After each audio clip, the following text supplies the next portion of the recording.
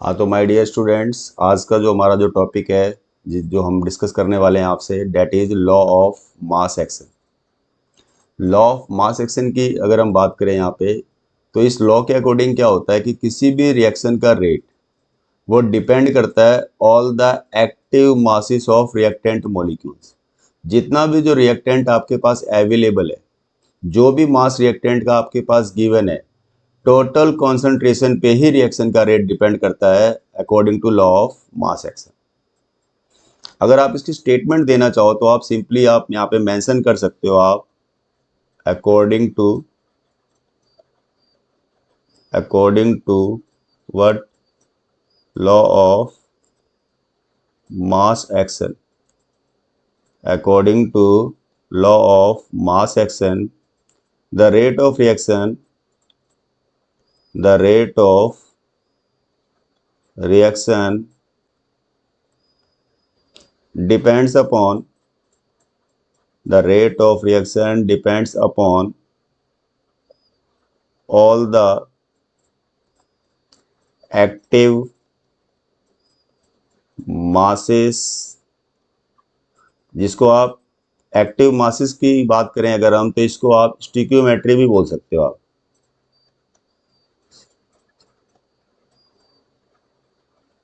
स्टिक्योमेट्री जो टोटल हमारे पास प्रेजेंट है, उस टोटल स्टिक्योमेट्री या टोटल एक्टिव मास पे रिएक्शन का रेट डिपेंड कर रहा है। ऑल द एक्टिव मासेस या फिर स्टिक्योमेट्री ऑफ द, ठीक है जी, रिएक्टेंट मॉलिक्यूल्स। ठीक है जी। अब इसके लिए कोई हम एक जनरल सी रिएक्शन ले लेते हैं, जैसे हमारे पास, अब आप बोल सकते हो let us consider a general reaction. कोई हमने एक जनरल सी रिएक्शन ले ली हमने, उसके ऊपर बात कर रहे हैं आपसे। अब जैसे हमारे पास क्या है, देखिए, ए प्लस में बी, और ये हमारी रिएक्शन कैसी है, रिवर्सिबल है, जिस पे हम लॉ ऑफ मास एक्शन को अप्लाई करने वाले हैं।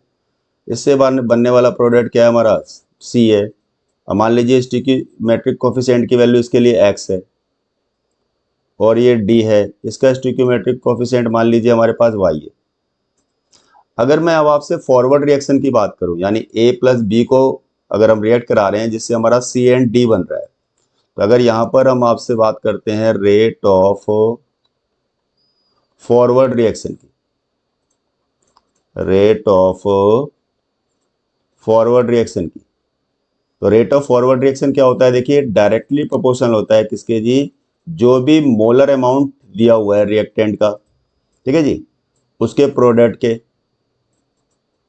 और जैसा मैंने बताया कि इन मोलर कॉन्सेंट्रेशंस की बात करेंगे तो उसके ऊपर आप पावर इंडिकेट करते हो। आप पावर का मतलब क्या होता है यहाँ पे कि जितना अमाउंट, ठीक है जी, जितना अमाउंट आपका, आप बोल सकते हो रिएक्शन में इन्वॉल्व हो रहा है, यानी प्रोडक्ट फॉर्मेशन में जितना अमाउंट आपका इन्वॉल्व हो रहा है वही आप पावर इंडिकेट करते हो आप रिएक्टेंट्स की।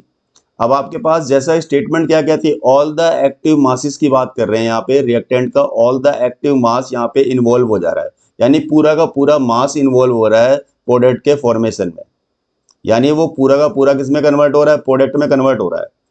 अब आपके पास देखिए, अगर पूरे अमाउंट की बात करें तो ए के लिए क्या है हमारे पास में, स्मॉल ए है। टोटल अगर बोले इसका कितना है हमारा, ए रिएक्टेंट का स्मॉल ए और बी रिएक्टेंट का क्या है हमारा, स्मॉल बी। एक्टिव मास से मतलब हमारा क्या है, स्टिक्योमेट्री से है ना, जैसे मैंने बताया आपको ऊपर। तो आप बोल सकते हो ए की पावर क्या लगा देंगे आप, ये स्मॉल ए, एंड बी की पावर क्या लगा देंगे आप, स्मॉल बी। अब आगे की बात करते हैं। देखिए, जैसे आपने यहाँ पे डायरेक्टली प्रोपोर्शनल यहाँ पे शो किया हुआ है, डायरेक्टली प्रोपोर्शनल को अगर हटाते हैं तो क्या लगाते हैं, कांस्टेंट। तो यानी अगर मैं यहाँ पर आपसे बात करूं यहाँ पे कि भी rate of forward reaction, rate of forward reaction, directly proportional को हटा रहे हैं, कांस्टेंट लगा रहे हैं, कांस्टेंट क्या हो गया, के। अब आप फॉरवर्ड की बात कर रहे हो तो आप यहाँ पे इसके कांस्टेंट को आप सिंबल दे दीजिए के एफ। के एफ स्टैंड्स फॉर व्हाट, आपका कांस्टेंट है बट फॉर फॉरवर्ड रिएक्शन आप कह सकते हैं इसे आप। तो ये हो गया ए, ए की पावर ए एंड बी की पावर ये होगी आपकी बी। इसे इक्वेशन 1 ले लीजिए अब आप। जैसे अब आपने फॉरवर्ड का रेट दिखाया हुआ है, इन द सेम वे हम बैकवर्ड के रेट की भी बात करेंगे हम आपसे। भाई सिमिलरली अगर मैं आपसे बोलता हूं कि भाई रेट ऑफ बैकवर्ड रिएक्शन बताइए आप, रेट ऑफ बैकवर्ड रिएक्शन। तो बैकवर्ड रिएक्शन में क्या है हमारा, अब आपसे हम सी एंड डी की बात करेंगे, जिसे हम किस में कन्वर्ट कर रहे हैं, ए एंड बी में। तो आपका जो रेट होगा वो डायरेक्टली प्रोपोर्शनल होगा molar concentration of C and D. Actually में टोटल एक्टिव मास यहाँ पे इन्वॉल्व हो रहा है, तो टोटल में हमारे पास क्या है, सी का कितना है एक्स है और डी का कितना है वाई है। तो इसे आपने पावर आपने दिखानी है यहाँ पे उसी के अकॉर्डिंग। तो ये हो जाएगा आपका एक्स और ये हो जाएगा आपका वाई। अब डायरेक्टली प्रोपोर्शनल को हटाएंगे तो कांस्टेंट लगा देंगे आप। तो यानी कि रेट ऑफ बैकवर्ड रिएक्शन की अगर हम यहाँ पे बात करें, रेट ऑफ बैकवर्ड रिएक्शन की अगर हम बात करें यहाँ पे, तो डायरेक्टली प्रोपोर्शनल को हटाएंगे तो कांस्टेंट लग जाएगा।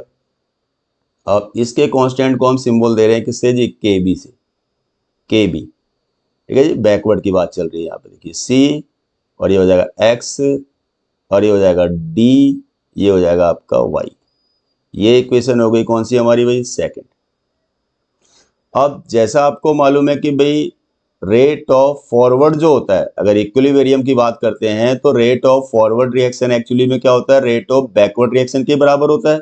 अगर फॉरवर्ड रिएक्शन के रेट की बात करें, इक्विलिब्रियम की बात कर रहे हैं, जिस रेट से रिएक्शन आगे बढ़ रही है उसी रेट से रिएक्शन क्या हो रही है, वापस आ रही है। तो यानी अगर हम यहाँ पे बात करते हैं एट इक्विलिब्रियम की, एट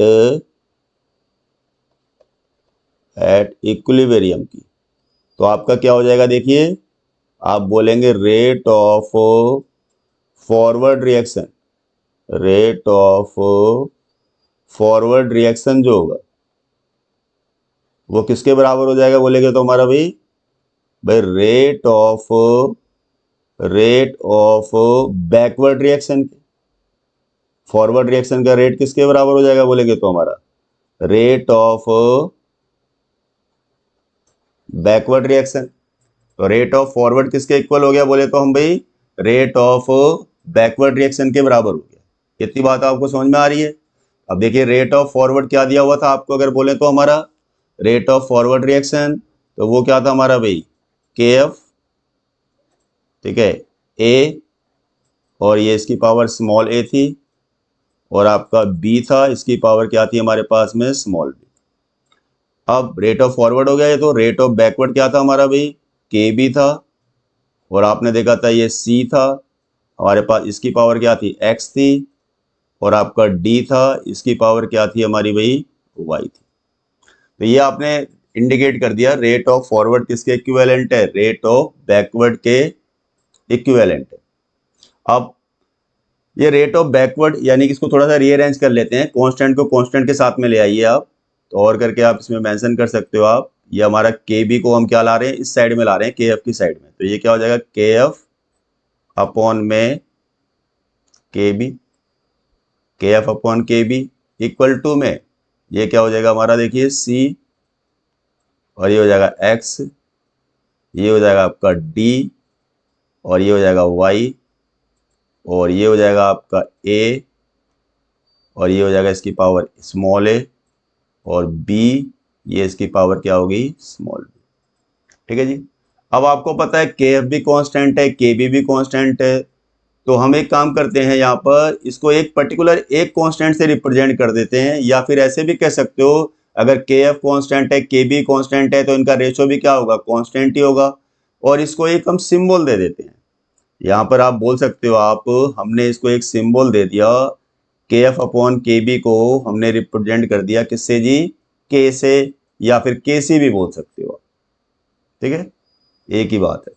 अब आपका ये हो जाएगा देखिए सी, ये एक्स हो गया, और ये डी, और ये हो जाएगा आपका वाई हो गया, और ये हो जाएगा ए, और इसकी पावर क्या होगी स्मॉल ए, और बी, और ये पावर क्या होगी स्मॉल बी। ये रिजल्ट जो आया है आपने देखा, ये रिजल्ट हमने जो ऑब्टेन किया है आपने, ये रिजल्ट ही हमारा किसके लिए अप्लाई हुआ है, ये हमारा लॉ ऑफ मास एक्शन के लिए।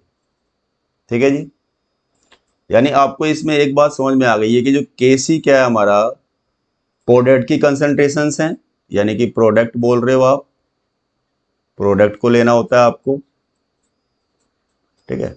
और अपॉन में क्या लेना होता है आपको, रिएक्टेंट को लेना होता है।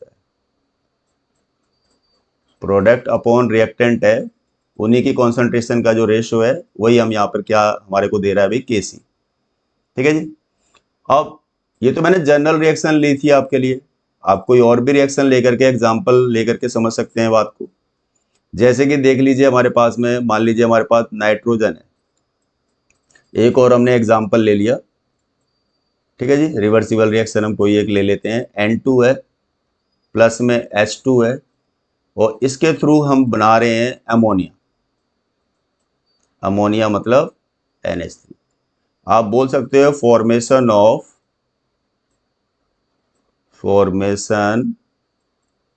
ऑफ एमोनिया का यहाँ पे डिस्कशन कर रहे हैं हम आपसे।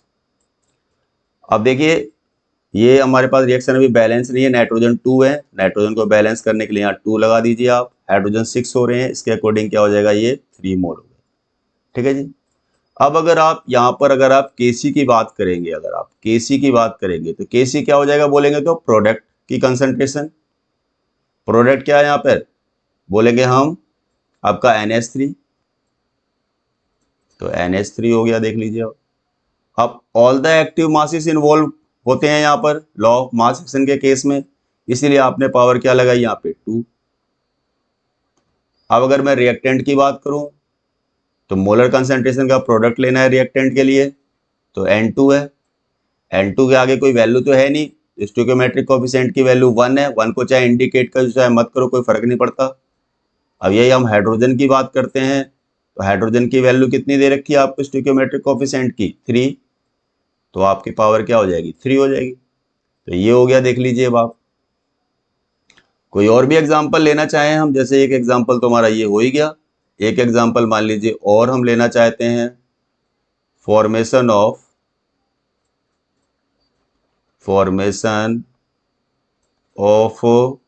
HI, हाइड्रोजन आयोडाइड की बात कर रहे हैं जैसे मान लीजिए, तो आपका क्या है, H2 है, रिएक्शन हो रही है किसके साथ में, I2 के साथ, और ये क्या बन गया हमारे पास में 2HI। अगर इस केस में अगर आपसे बात करें कि भाई आपका law of mass action apply करके आपने इक्विलिब्रियम कांस्टेंट बताना है आपने, तो Kc इक्वल टू क्या हो जाएगा, प्रोडक्ट क्या है हमारे पास, HI है, तो HI की पावर क्या हो जाएगी, ये 2 हो जाएगी। अपॉन में रिएक्टेंट है, रिएक्टेंट में मेरे पास में H2 गिवन है और मेरे पास में I2 गिवन है, तो इनके स्टोइकियोमेट्रिक कोएफिशिएंट की वैल्यू 1 1 है, तो वो हमारे को इंडिकेट करने की जरूरत नहीं है यहाँ पे। ठीक है जी। आप सिंपली आप दिखा सकते हो यहाँ पे। तो ये तो केस था हमारा लॉ ऑफ मास एक्शन, जो हमारे को क्या बताता है कि भाई रिएक्शन का जो रेट है वो हमारा ऑल द एक्टिव मासेस या फिर स्टीचियोमेट्री जो होती है उस पर डिपेंड करता है। तो आप एक इंपॉर्टेंट बात यहाँ पे ये नोट करने वाली बात है कि ये हमारा एक थ्योरेटिकल कॉन्सेप्ट है, क्योंकि एक्चुअल में अगर हम एक्सपेरिमेंट परफॉर्म कराते हैं तो हमारे को जरूरी नहीं है कि भाई जो भी आपको मोलर अमाउंट दे रखा हो, जो भी टोटल एक्टिव मास दे रखा हो, सब पे ही रिएक्शन का रेट डिपेंड करे। तो अगर हम ये बात करें तो ये लॉ ऑफ मास एक्शन क्या है हमारा, थ्योरेटिकल है, तो आप बोलोगे it is an theoretical law, theoretical law. अब सोचने वाली बात यह है कि अगर कहीं पर भी आपको अगर लॉ ऑफ मास एक्शन को आपको एक्सप्रेस करना है तो बिल्कुल कुछ भी देखने की जरूरत नहीं होती, आप रिएक्टेंट और प्रोडक्ट में आपकी स्टोइकियोमेट्री वहां पे गिवन होगी, आप स्टोइकियोमेट्री को फॉलो करते हुए आप लॉ ऑफ मास एक्शन को आप इजीली एक्सप्रेस कर सकते हो। इसके लिए कोई हमारे को मैथमेटिकल कोई हमारे को ट्रिक लगाने की स्पेशल कोई जरूरत नहीं है, कोई एक्सपेरिमेंटल फैक्ट यहाँ पे फॉलो करने की जरूरत नहीं है। आप सिंपली जो रिएक्शन है उसमें प्रोडक्ट का अमाउंट ले लोगे आप, अपॉन में रिएक्टेंट का अमाउंट ले लोगे आप, और जो भी स्टोइकियोमेट्री उसकी वहां पर होगी वहां पे उसे राइज टू द पावर आपने वहां पे शो कर देना है आपने। बिल्कुल सिंपल सा केस हो गया।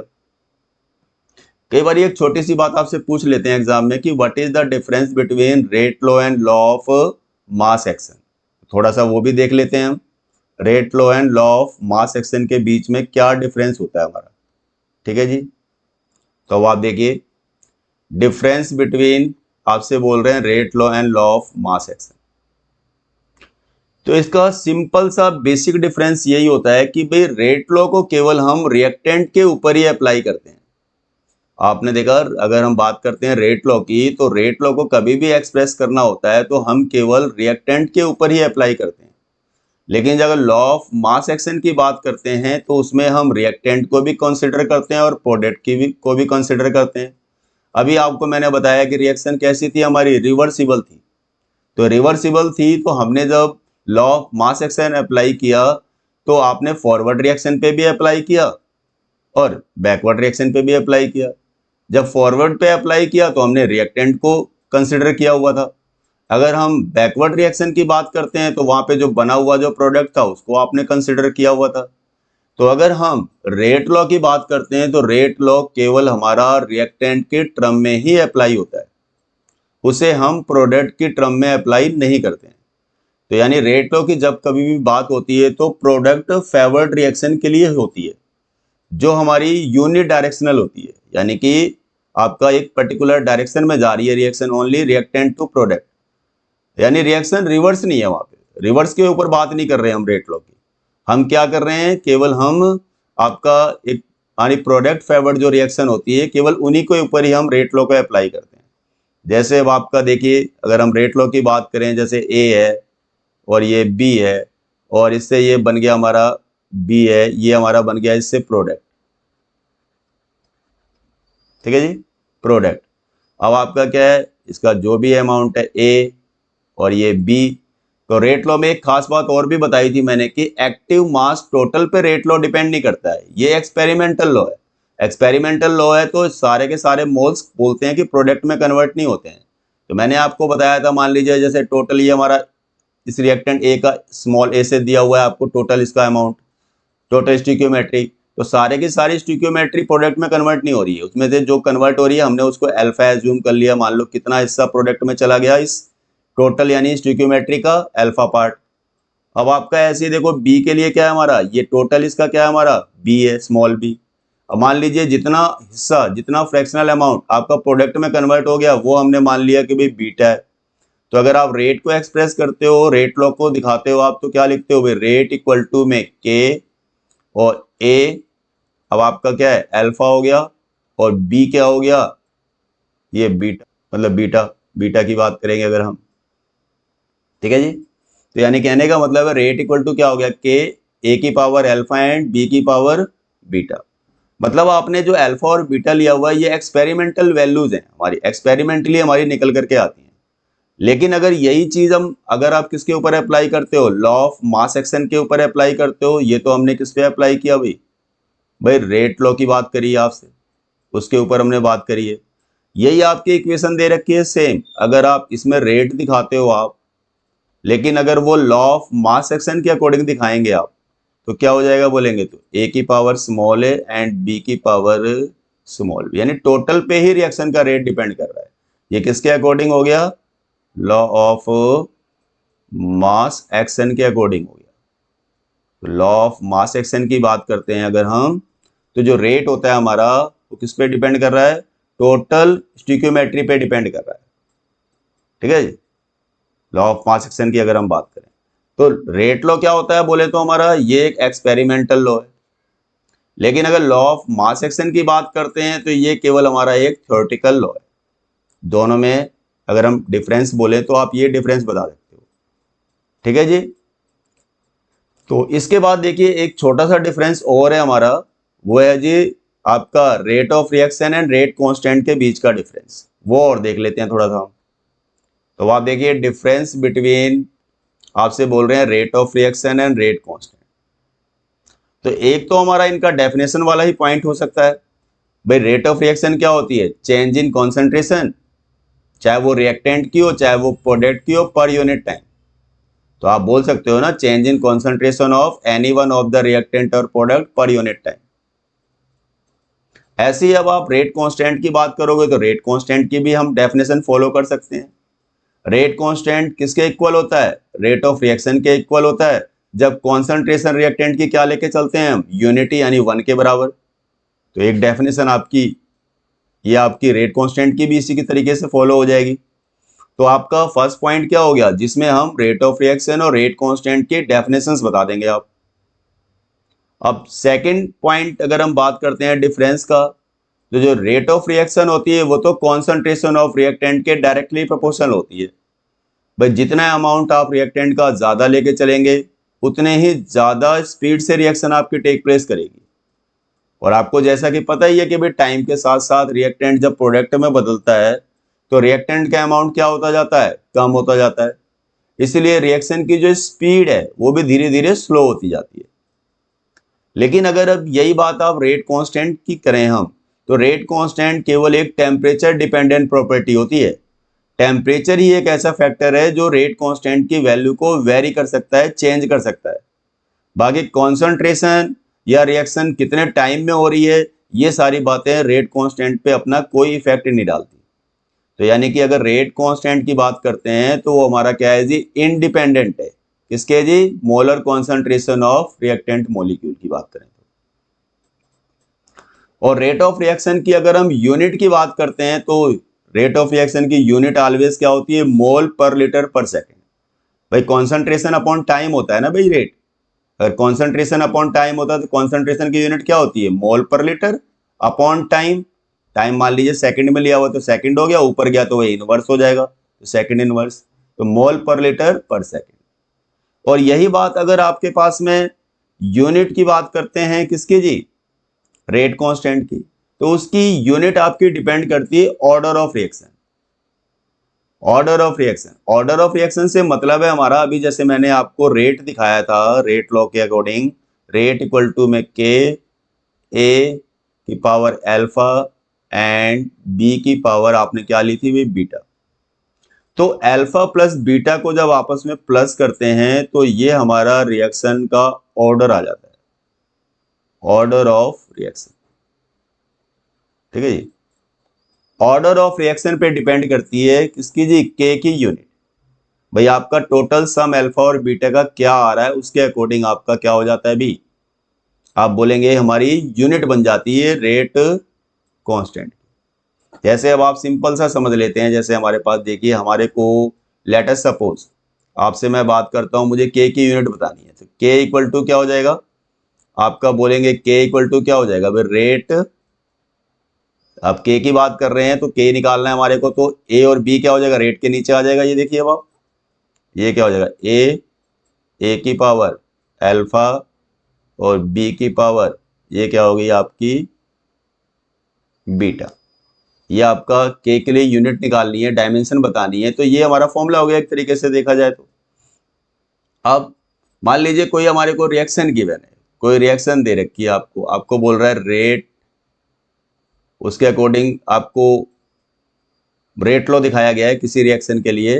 मान लीजिए आपको बोल रहा है KN2O5 है जिसकी पावर हमने 1 लगा दी। ठीक है जी, यानी कि ऑर्डर क्या है रिएक्शन का? 1 है मान लीजिए। अब के की आपसे यूनिट बतानी है तो आपको बोल रहा है तो के की यूनिट कैसे निकलेगी? रेट अपॉन में व्हाट? N2O5 और पावर क्या है इसकी? 1। अब आपको पता है के की बात करेंगे तो रेट ऑफ रिएक्शन की यूनिट क्या होती है? अभी मैंने बताया आपको, मोल पर लीटर पर सेकंड। अब N2O5 क्या है? मोलर कंसंट्रेशन है, तो कंसंट्रेशन की यूनिट क्या होती है बोले तो हमारी? मोल पर लीटर। ये देखिए, तो मोल पर लीटर से मोल पर लीटर कैंसिल आउट हो गया, यानी फाइनल आपके पास क्या बच गया? Second inverse. तो सेकंड इनवर्स क्या हो गई? ये यूनिट निकल करके आ गई रेट कांस्टेंट के लिए। अब अगर यहाँ पे मान लीजिए कोई रिएक्शन दे रखी है, उसका पावर क्या है? 2 हो या किसी की 3 हो, तो के की यूनिट क्या आएगी? उसी के हिसाब से चेंज होती रहेगी ना भाई। तो आप बोलेंगे कि जो आपके पास में ऑर्डर दिया होता है रिएक्शन का, उसके अकॉर्डिंग जो के की यूनिट होती है वो आपकी डिफरेंट डिफरेंट आती है। तो आप बोल सकते हैं कि यूनिट ऑफ रेट कांस्टेंट किस पे डिपेंड करता है? बेसिकली आपका ऑर्डर ऑफ रिएक्शन पे डिपेंड करता है कि भी रिएक्शन का ऑर्डर क्या होगा वहां पे। ठीक है जी। तो आज के लिए इतना ही, बाकी हम नेक्स्ट लेक्चर में बात करेंगे आपसे।